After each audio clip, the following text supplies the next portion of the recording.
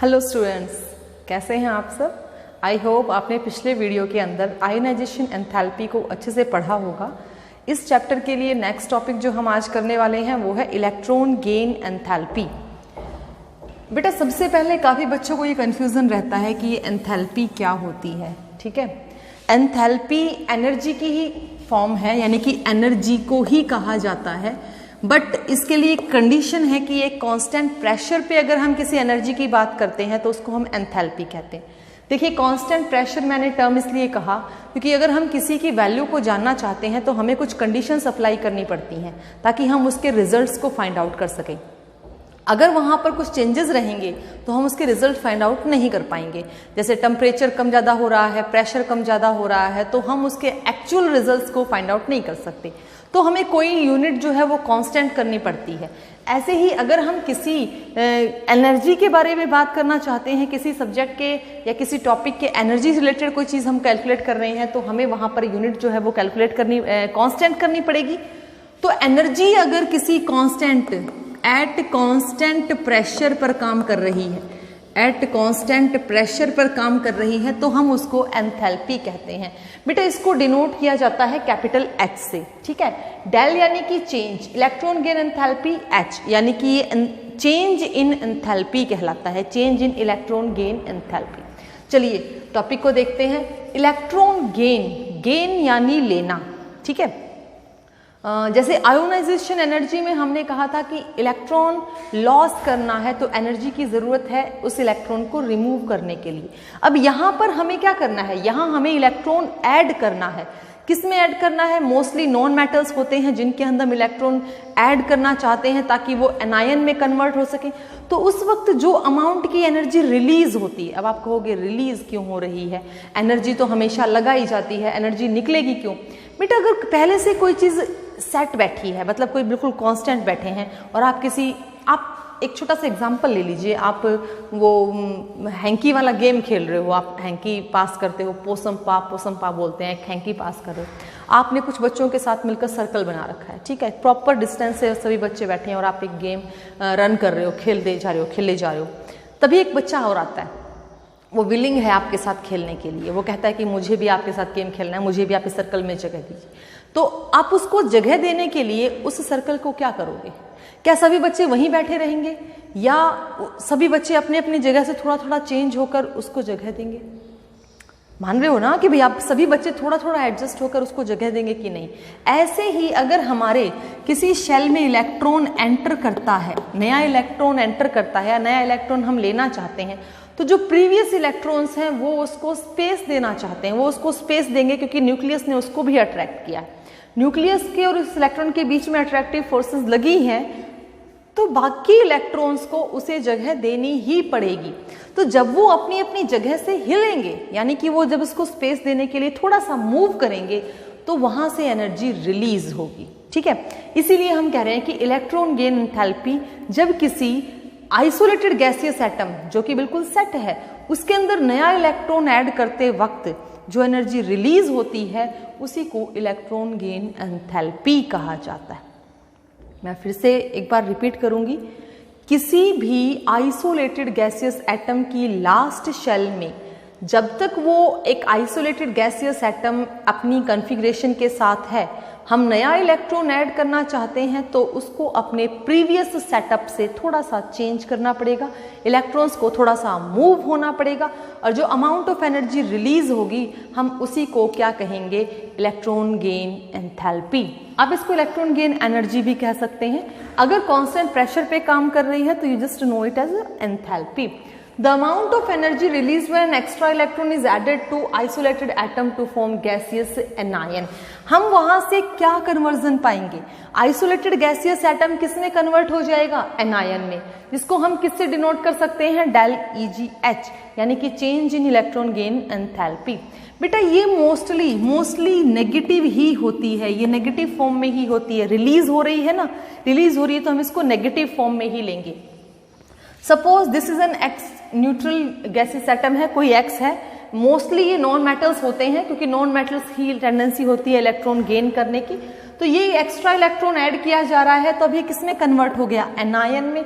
इसने अपनी कन्फिग्रेशन में एक इलेक्ट्रॉन और इंक्रीज कर लिया टू एक्वायर द स्टेबिलिटी। ठीक है बेटा, इसी तर्ज पे हम कह सकते हैं कि हैलोजेंस आर मोस्ट नेगेटिव, ये सबसे ज्यादा हैलोजेंस आर मोस्ट नेगेटिव या halogens have most negative electron gain enthalpy, क्योंकि उनको अपनी जो स्टेबलाइज्ड स्टेट है, 7 इलेक्ट्रॉन पहले से ही लास्ट शेल में है, 1 इलेक्ट्रॉन एंटर करना है, बहुत मारामारी रहती है, तो मोस्ट नेगेटिव एनर्जी यानी कि बहुत ज्यादा अमाउंट ऑफ एनर्जी वहां से उनको नेगेटिव फॉर्म में रिलीज करनी पड़ेगी। कुछ एक पॉइंट है कि इसकी यूनिट क्या है, हम इलेक्ट्रॉन गेन एंथैल्पी को किस यूनिट से डिनोट करेंगे, ये एनर्जी है, तो एनर्जी के लिए किलो जूल पर मोल है।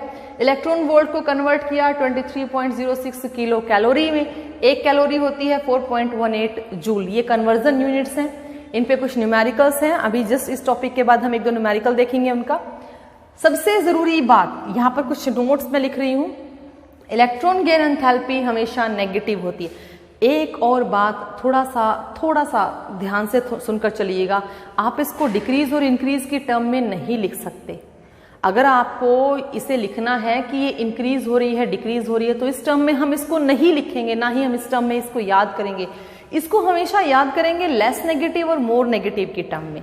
ठीक है, जहां ये डिक्रीज हो रही होगी हम बोलेंगे लेस नेगेटिव, जहां ये इंक्रीज हो रही होगी हम बोलेंगे मोर नेगेटिव, मतलब नेगेटिव की टर्म में ही हम इसके साथ डील कर सकते हैं।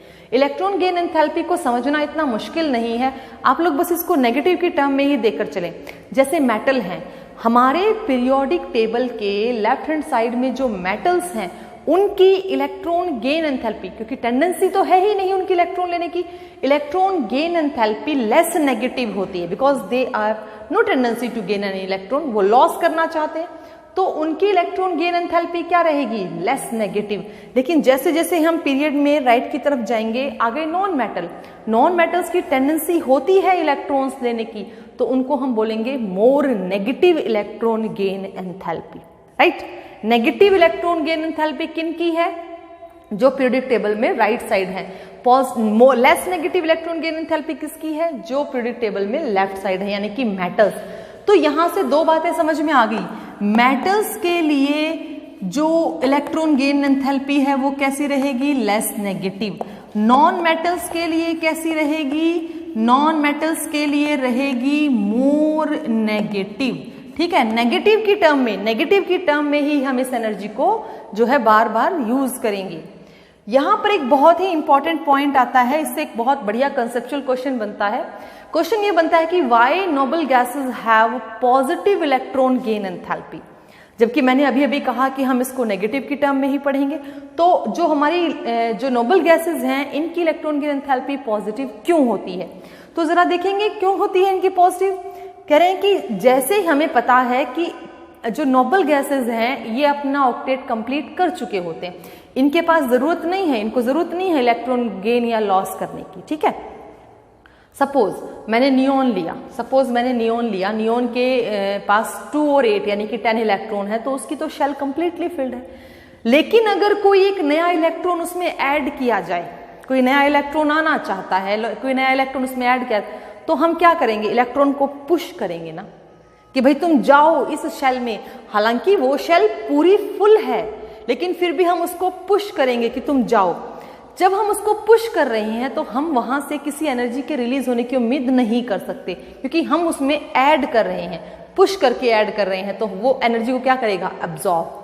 ऐसी स्थिति में उस अगर शेल में जगह नहीं होगी तो वो एक नई एनर्जी, नई शेल क्रिएट करेगा।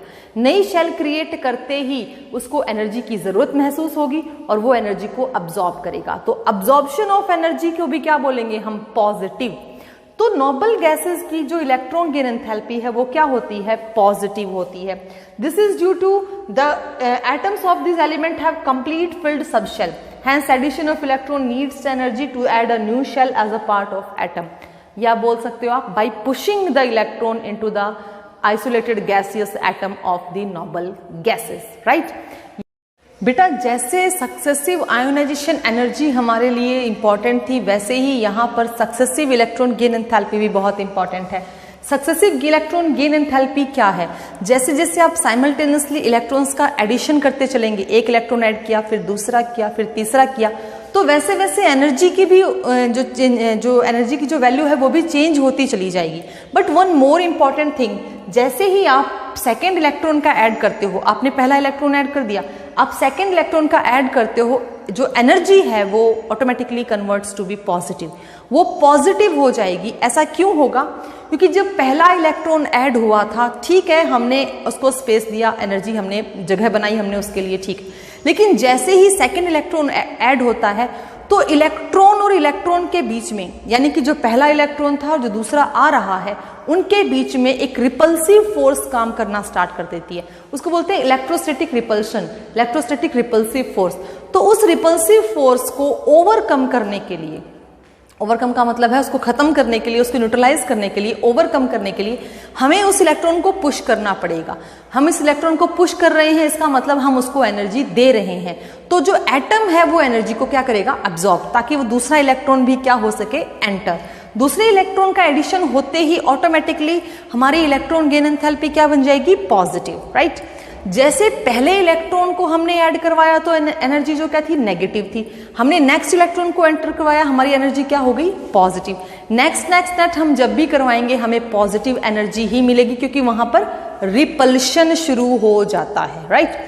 बेटा सक्सेसिव एनर्जी, जैसे जैसे हम इलेक्ट्रॉन्स का एडिशन इंक्रीज करते चलेंगे, कई बार हमें ये term electron gain enthalpy term electron affinity की फॉर्म में भी मिल जाता है। आप कई बुक्स में या कई जो कॉम्पिटिटिव क्वेश्चंस हैं उनमें, या जो हमारी जो नेक्स्ट यूनिट आने वाली है थर्मोडायनेमिक्स, आप उसमें देखेंगे आपको एक वर्ड मिलेगा इलेक्ट्रॉन एफिनिटी, कि भाई एफिनिटी का मतलब होता है कितनी क्षमता है, कितनी ताकत है किसी एटम की इलेक्ट्रॉन को बियर करने की, राइट। बाहर से जो इलेक्ट्रॉन आ रहा है उसको बियर करने की।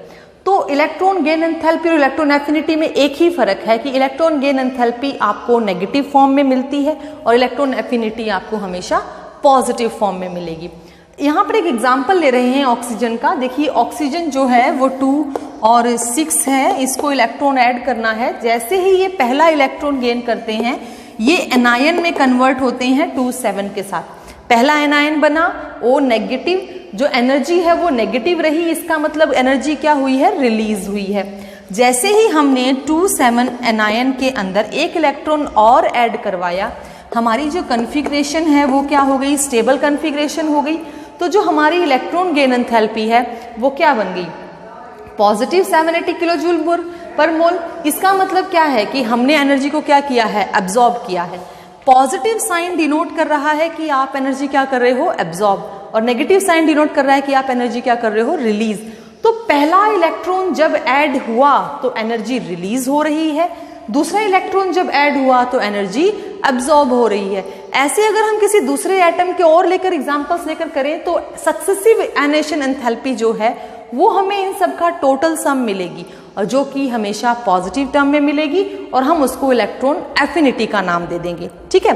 बट रिमेंबर दैट थिंग कि इलेक्ट्रॉन गेन एंथैल्पी नेगेटिव होती है। क्यों होती है ये मैं आपको बता चुकी हूँ कि अगर हम किसी इलेक्ट्रॉन को ऐड करना चाहते हैं तो we have to need a space for sitting of that electron in any isolated gaseous atom so that the atom converts into anion, ठीक है, anion में कन्वर्ट हो जाए इसलिए। चलिए बेटा एक बार फैक्टर्स और डिस्कस कर लेते हैं। जैसे कि पहला फैक्टर है हमारा एटॉमिक साइज। एटॉमिक साइज को यहाँ पर इंक्रीज और डिक्रीज के साथ लेंगे तो आपको एनर्जी इंक्रीज और डिक्रीज में लेकर नहीं चलना है। आप देखिएगा जैसे जैसे एटॉमिक साइज बढ़ेगा इट बिकम्स लेस नेगेटिव, ठीक है। मेटल्स जो होते हैं उनका जो इलेक्ट्रॉन गेन एंथैल्पी है उनकी क्या रहेगी? Less negative. जैसे जैसे साइज छोटा होता जाएगा इट बिकम्स मोर नेगेटिव। मोर का मतलब ज्यादा, नेगेटिविटी की फॉर्म में ज्यादा हो रही है ना। अच्छा आप ये बताइए कि नेगेटिव टर्म को हम ज्यादा लेते हैं तो हम उसकी वैल्यू छोटी समझते हैं कि नहीं? जैसे सपोज मैंने लिखा -2 और मैंने लिखा -12, इनमें से छोटी वैल्यू कौन सी है? आप बोलोगे -12। डिजिट तो बड़ा है, न्यूमेरिकल डिजिट जो है वो बड़ा है, लेकिन माइनस लगने से इसकी वैल्यू क्या हो गई? छोटी। तो बेटा बिल्कुल ऐसे ही, अगर साइज छोटा है तो मोर नेगेटिव वैल्यू रहेगी, अगर साइज बड़ा है तो मोर लेस नेगेटिव वैल्यू रहेगी। साइज बड़ा है तो लेस नेगेटिव, साइज छोटा है तो मोर नेगेटिव वैल्यू रहेगी।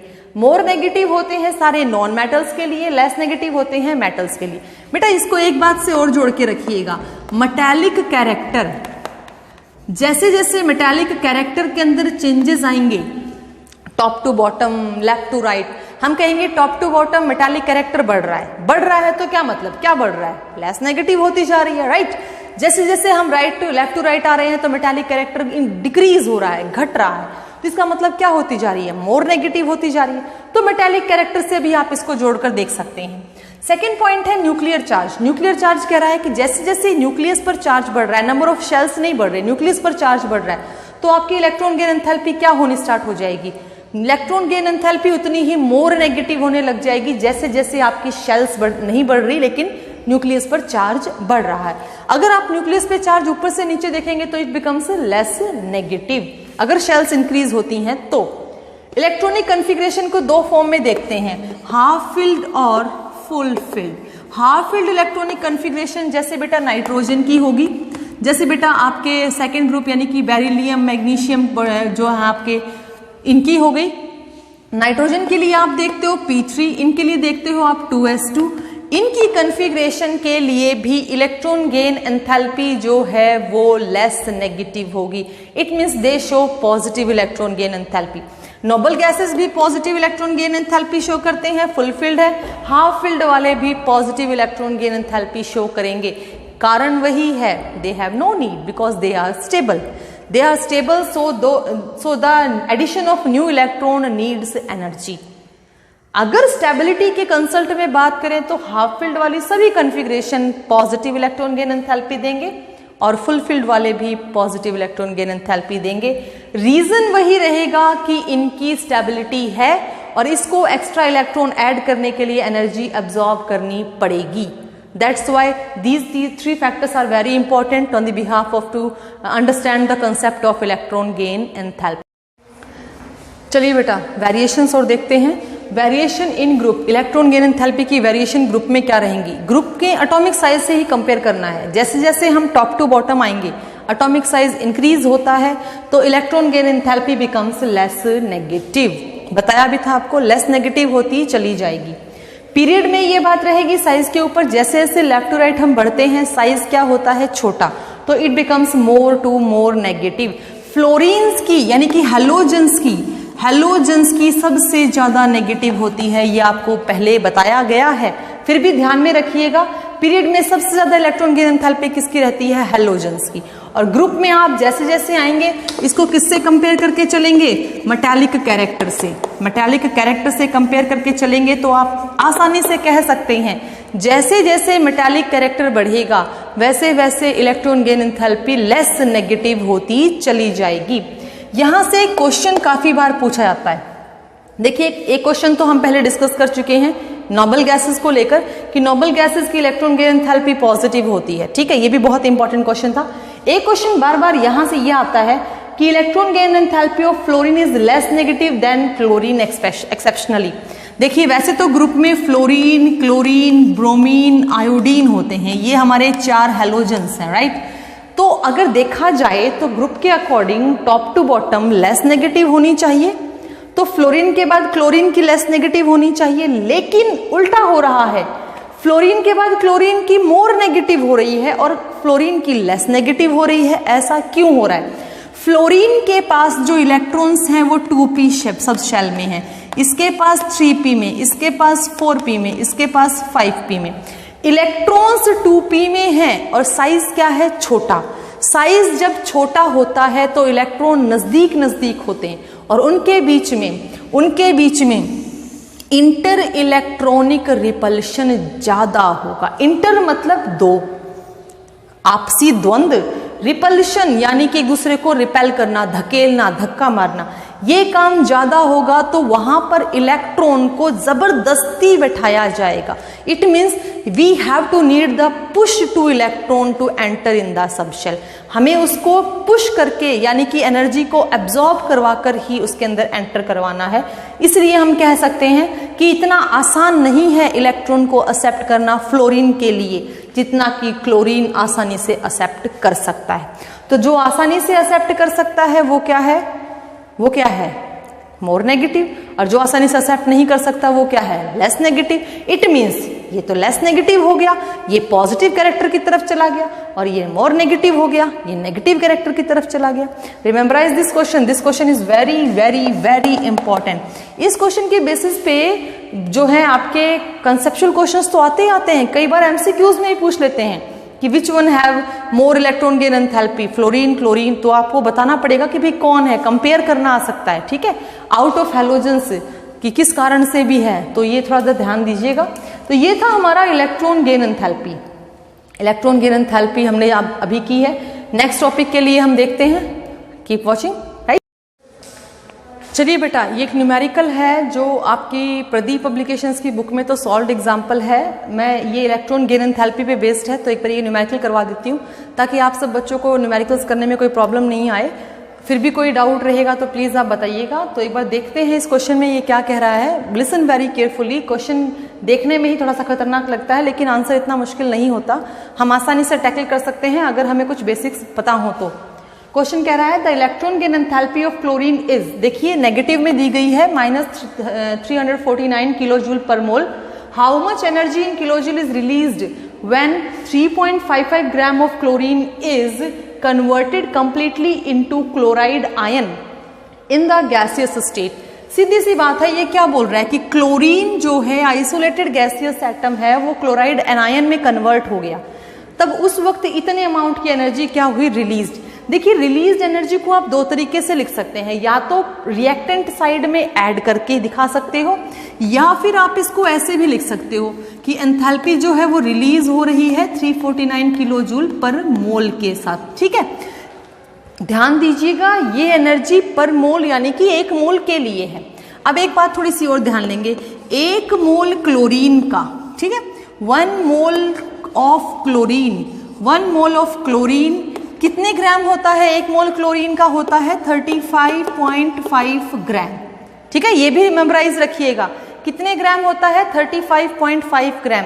इतने ग्राम क्लोरीन को, यानी कि एक मोल क्लोरीन इतने ग्राम है, तो इतने ग्राम क्लोरीन को कितने अमाउंट ऑफ एनर्जी रिलीज, इतने ग्राम अमाउंट के लिए कितनी एनर्जी चाहिए या कितनी एनर्जी रिलीज होगी, that should be 349 kilo joule per mole. तो मोल की कहानी थोड़ा सा ध्यान रखनी है, बस हमें ज्यादा कुछ नहीं करना है। क्लोरीन का एक मोल में अमाउंट होगा उसका मॉलिक्यूलर या एटॉमिक मास। एटम है तो एटॉमिक मास, मॉलिक्यूल है तो मॉलिक्यूलर मास। इतनी एनर्जी उसकी पर मोल निकल रही है, यानी कि एक मोल में इतना अमाउंट है तो इतनी एनर्जी उसको चाहिए ही चाहिए। हमें यहाँ पर अमाउंट दिया गया है, अगर 35.5 ग्राम के लिए इतनी एनर्जी की नीड है तो बेटा 3.55 ग्राम, क्योंकि अमाउंट की बात हो रही है तो एक मोल के लिए लिखा मैंने, क्योंकि एक मोल क्योंकि इसलिए लिखा क्योंकि मोल में एनर्जी दी गई है। अब अमाउंट की बात हो रही है तो ये मोल के लिए ही हो गया। 35.5 ग्राम अगर इतनी एनर्जी रिलीज करता है तो 3.55 ग्राम कितनी करेगा बेटा, 349 हो गया। इसको नीचे लेके आएंगे, डिवाइड करेंगे इससे 35.5 और बेटा इससे क्या करेंगे, मल्टीप्लाई 3.55 ग्राम। बेटा ये भी ग्राम में है, ये भी ग्राम में है, दोनों कैंसिल हो गए, यूनिट क्या बच गई, किलो जूल पर मोल, जो कि इसकी यूनिट है। हमारा आंसर क्या आएगा बेटा, यहां से क्या आ गया 0.1, तो 34.9 किलो जूल पर मोल एनर्जी, 34.9 किलो जूल पर मोल एनर्जी हमें चाहिएगी अगर हमारी क्लोरीन का अमाउंट इतना है। इतने अमाउंट के लिए हमें एनर्जी भी कम चाहिए, इतने अमाउंट के अमाउंट ज्यादा था तो एनर्जी भी क्या लग रही थी, ज्यादा लग रही थी। इस वक्त आप ना पॉजिटिव नेगेटिव साइन यूज नहीं करेंगे, हमें ये अंडरस्टूड है कि ये नेगेटिविटी है और नेगेटिव में है ये साइन, तो आप अमाउंट और आप मोल से कंपेयर करके इतनी आसानी से आंसर निकाल सकते हो। I hope this question is very easy, और आप ऐसे बहुत सारे क्वेश्चंस हैं जो आसानी से कर भी पाओगे, ठीक है बेटा। उसी सीक्वेंस में एक सेकंड क्वेश्चन और देखते हैं। सेकंड क्वेश्चन क्या कह रहा है, क्वेश्चन को जरा ध्यान से समझेंगे। क्वेश्चन का आंसर हमें कई बार क्या होता है, क्वेश्चन में ही मिल जाता है, और बच्चे बहुत ज़्यादा कंफ्यूज हो जाते हैं कि हमें अब क्या करना चाहिए, हाय ये पूछ लिया, ये तो हमें पता ही नहीं कैसे होगा। बिल्कुल ध्यान से समझना है।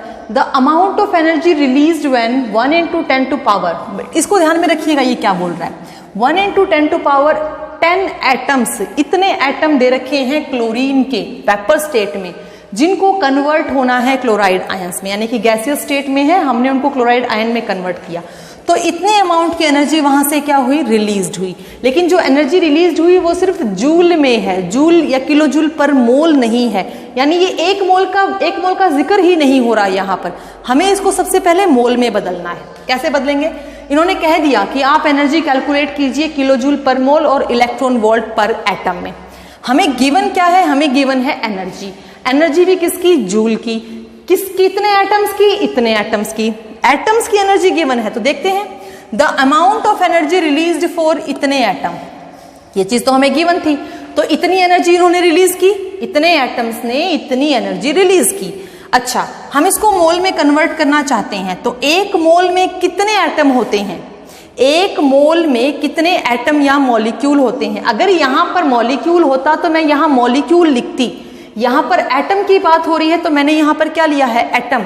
एक मोल में एटम होते हैं 6.022 इंटू 10 टू पावर 23। ये इतने एटम्स होते हैं, तो मैं एटम्स को, मैं जूल को किस में कन्वर्ट कर पाऊंगी? जूल पर मोल में, क्योंकि मोल की बात हो जाएगी। अब अगर बेटा इतने एटम इतनी एनर्जी लेते हैं, ठीक है, तो मुझे इतने एटम्स के लिए निकालने के लिए क्या करना पड़ेगा? इससे डिवाइड और इससे मल्टीप्लाई। तो 57.86 10 टू पावर -10 को मैंने पहले इन एटम से डिवाइड किया, फिर इन एटम से क्या किया? मल्टीप्लाई। एटम एटम, इनके पीछे की वैल्यू एटम एटम दोनों कैंसिल होगी। ये एक मोल के लिए है तो ये एनर्जी रहेगी जूल। जूल किसके लिए है? पर मोल के लिए। यूनिट आ गई जूल पर मोल में। अब इसको सॉल्व करने से जो आंसर आया वो जूल पर मोल में आया था। फिर मैंने उसको किससे मल्टीप्लाई कर दिया, किससे डिवाइड कर दिया? 10 टू पावर 3 से डिवाइड करने पर मुझे आंसर मिला किसमें? किलो जूल पर मोल में। जब मैं इस पूरे को सॉल्व करती हूं तो आंसर किसमें मिलेगा मुझे? किलो जूल पर मोल में। अगर इसी यूनिट को मुझे कन्वर्ट करना है इलेक्ट्रॉन वोल्ट एटम में, एक इलेक्ट्रॉन वोल्ट पर एटम के अंदर वैल्यू होती है किलो जूल के अंदर 96.49 किलो जूल पर मोल। अब देखिए सिंपल सी बात है, आपको किलो जूल में एनर्जी दे रखी है, आपको इलेक्ट्रॉन वोल्ट में कन्वर्ट करना है, तो एक किलो जूल के लिए कितनी एनर्जी दे रखी है? इतनी ना। तो 96.49 के लिए अगर हमें चाहिए तो हम इसको क्या करेंगे? डिवाइड। हमें जो आंसर मिलेगा वो मिलेगा इलेक्ट्रॉन वोल्ट पर एटम के लिए। इस तरह के बहुत सारे क्वेश्चंस हैं जो आपके प्रॉब्लम फॉर प्रैक्टिस में हैं। बेटा कीप ट्राइंग। फिर भी कोई दिक्कत रहती है तो हम आपके डाउट सेशंस में डाउट क्लियर करेंगे।